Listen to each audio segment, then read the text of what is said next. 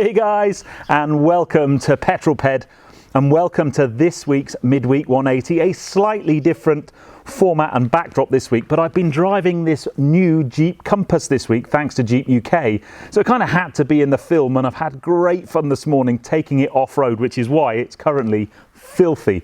But that's a review that's coming soon to Petrol Ped. If you've not seen one of these before, this is my midweek update where I bring you my news, views and information about upcoming reviews, all filmed in one take.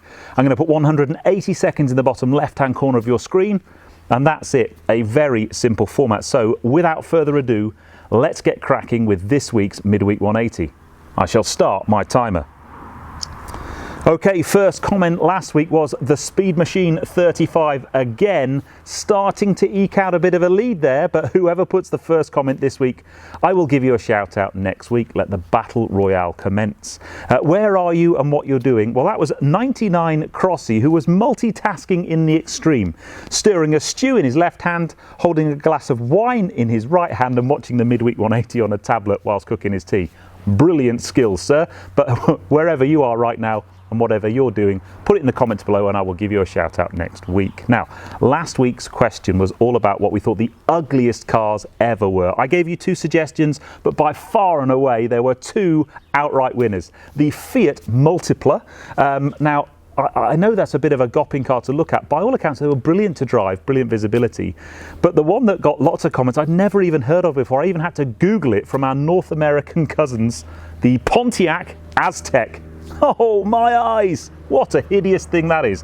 But if last week was all about the ugliest car, this week surely has to be about the prettiest car, and I will give you my two. The first one you will probably know, and that is the Lamborghini Miura. I've always been obsessed by these things since the first time I watched The Italian Job with that opening scene, Matt Monroe playing in the background. Beautiful car. But this caught my eye at Goodwood a few years ago. Now this is a 1967 Ferrari 330 P4, and I just think that is the most beautiful thing, the most beautiful shapes ever. But I'd love to know what you think your prettiest cars are.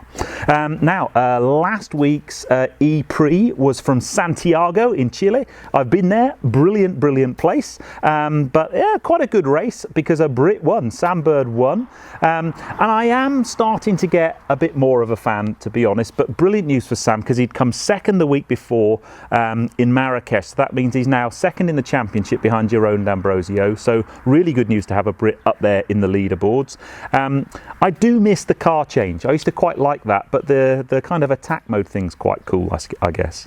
But Formula One isn't that far away. We are only a couple of weeks away from cars being launched. I think the first one is Toro Rosso on the 11th of February, and that week there are several dates already announced from different manufacturers.